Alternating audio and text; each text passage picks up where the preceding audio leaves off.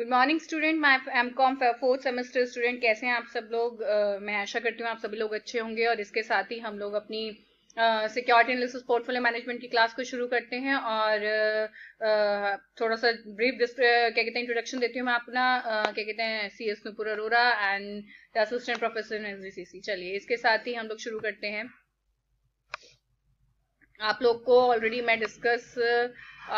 आप लोग के साथ मेरा डिस्कशन हो चुका है ग्रोथ स्टॉक, वैल्यू स्टॉक के ऊपर। Top down approach I already discuss with you guys कि what is top down approach, क्योंकि बॉटम अप अप्रोच को मैं ऑलरेडी आप लोग के साथ डिस्कस कर चुकी थी। बॉटम अप अप्रोच होती है कि जब हम लोग क्या कहते हैं इकोनॉमी को ना देखकर क्या कहते हैं उस पर्टिकुलर कंपनी की परफॉर्मेंस को देखते हैं। बट दैट इज ओनली क्या आपका शॉर्ट टर्म। अगर हम टॉप डाउन अप्रोच की बात करें तो टॉप डाउन अप्रोच इज क्या आपका क्वाइट लॉन्ग टर्म, क्योंकि जो इन्वेस्टर बेसिकली लंबी रेस का घोड़ा जिसको बोलते हैं, अगर वो लंबी रेस का घोड़ा है तो अल्टीमेटली वो चाहेगा कि एग्जैक्टली वो पहले इकोनॉमी की परफॉर्मेंस देखे, इकोनॉमी को देखे कि वो किस तरफ अग्रसर है, वो क्या कहते हैं तेजी से आगे बढ़ रही है या फिर क्या कहते हैं मतलब एक बबल है उसके साथ वो क्या कहते हैं नीचे ही गिरनी है। ठीक है, तो अल्टीमेटली उस इकोनॉमी के अंदर कोई भी कंपनी होगी, चाहे भली वो इकोनॉमी कितनी भी राइट नाउ अच्छी हो, बट अगर उसके साथ कोई ना कोई इस तरह की मिसहैपनिंग होने वाली है, ठीक है, तो अल्टीमेटली कुछ भी हो जाए इकोनॉमी का इफेक्ट इस पर आता है, पर्टिकुलर कंपनी या इंडस्ट्री पे आता ही आता है। चाहे कंपनी कितना भी अच्छा मतलब कितना भी अच्छा क्या कहते हैं परफॉर्मेंस कर रही हो, बट एग्जैक्टली उसके अंदर क्या आती है, आपकी थोड़ा बहुत तो कमी आती है।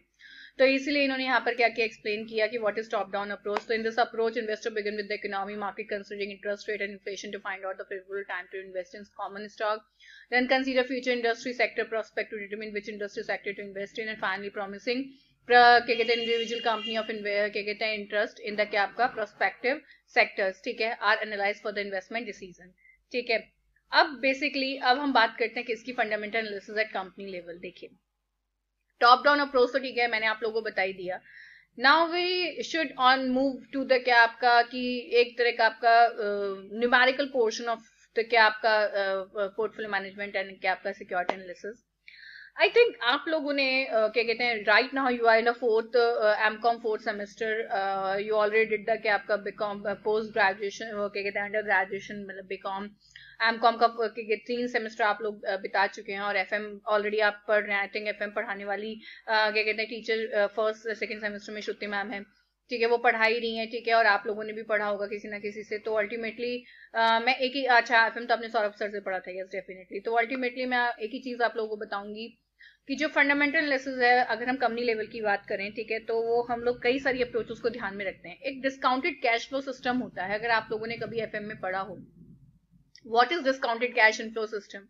Basically this is a system when we use the क्या आपका discount policy मतलब जिसमें अल्टीमेटली वो प्रेजेंट वैल्यू फैक्टर वाला सिस्टम होता है ना, उसको हम कंसीडर करके चलते हैं। इसमें हम क्या करते हैं, इसमें जो भी वैल्यू हम लोगों को आफ्टर 10 ईयर्स और 20 ईयर्स मिलने वाली होती है, वी वांट टू कि हम लोग ये जानना चाहते हैं कि वो जो 10 साल और 20 साल बाद जो हमें फिगर मिलने वाली है, ठीक है, वो बेसिकली अगर हम आज देखें तो वो आज हमें कितनी होगी, ठीक है। तो उसके लिए हम लोग प्रेजेंट वैल्यू फैक्टर्स में चीजों को रखकर चलते हैं। उसके रेशियोज बने हुए होते हैं।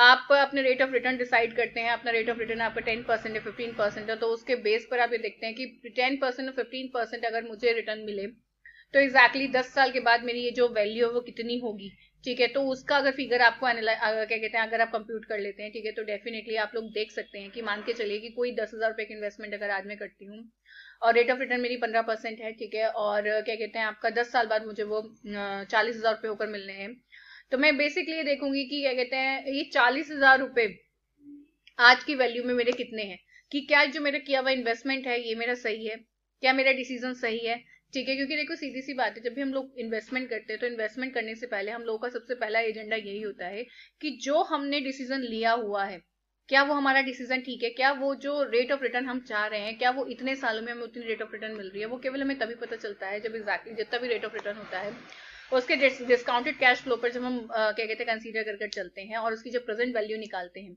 प्रेजेंट वैल्यू जैसे मान के चलिए अगर हम 10% की बात करें तो जैसे 0.909, ठीक है, 0.859, ठीक है, इस तरीके से आपको जैसे आपको पहले साल आपने 10,000 लगाए, दूसरे साल आपने क्या कहते हैं फिर आपको पहले साल जो क्या हुआ इनफ्लो हुआ at the end of the आपका ईयर, ठीक है, वो आपको कितने का हुआ 11,000 का हुआ, सॉरी 1,100 रुपए का हुआ, ठीक है, उसके बाद फिर वो आपको 1,200 रुपए हुए। तो इस तरीके से करके आपको वैल्यू को नोट डाउन कर एग्जैक्टली ये देखना होता है कि जैसे 10 सालों में आपको जो जो जो वैल्यू मिलती चली गई उसको जब आपने एड ऑन किया, एड ऑन करने के बाद जो आपका इनफ्लो है ठीक है, और जो आपका आउटफ्लो होता है, आउटफ्लो मतलब जो आपने इन्वेस्टमेंट किया होता है, जब दोनों को आप आपस में क्या करते हैं, माइनस करते हैं, तो माइनस करने के बाद एग्जैक्टली आप लोगों को पता चलता है कि आपको फायदा या नुकसान है। अगर फायदा होता है तो एग्जैक्टली हम लोग क्या कहते हैं, उस प्रपोजल की तरफ आगे बढ़ते हैं, और अगर हमें फायदा नहीं होता है, नुकसान होता है, ठीक है, तो अल्टीमेटली फिर हम लोग क्या करते हैं, मूव कर देते हैं। क्योंकि देखिए सीधी सी बात, हमें इतनी सारी टेक्नोलॉजी और इतनी सारी एनालिसिस हम लोग को मिली हैं, जिससे अल्टीमेटली हम लोग क्या कहते हैं, कंसीडर करके ये डिसाइड कर सकते हैं कि किस तरीके से हम लोगों को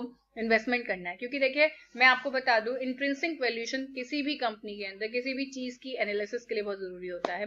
तभी फंडामेंटल एनालिसिस में कंपनी लेवल पर इसने दो अप्रोचेस का इस्तेमाल किया, एक तो intrinsic valuation, relative valuation. Intrinsic valuation के अंदर तो उसने बोला discounted cash flow technique, one form of DCF is the dividend discount model that use present value method by the discounted back all future dividend। मैंने क्या बताया था, जितने भी फ्यूचर में आपको मिलने वाला होता है उसको आप आज प्रेजेंट वैल्यू में रखते हैं, उसको ऐड ऑन करते हैं। ऐड ऑन करने के बाद जो 10 साल में आपको मिला उसकी 10 फिगर आपके पास आ गए, उनको ऐड ऑन करने के बाद जो आपने आउटफ्लो किया उसमें से लेस किया, जो निकल कर आया, अगर वो पॉजिटिव आया तो this investment is good is right now, ठीक है, और अगर नेगेटिव में निकल कर आया या आउटफ्लो से कम निकल कर आया, बराबर निकल कर आया, तो कोई फायदा नहीं है।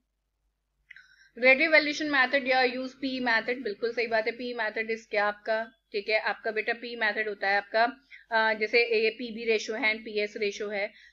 P method is basically P ratio, एक मिनट गाइस, पी रेशो, एक मिनट,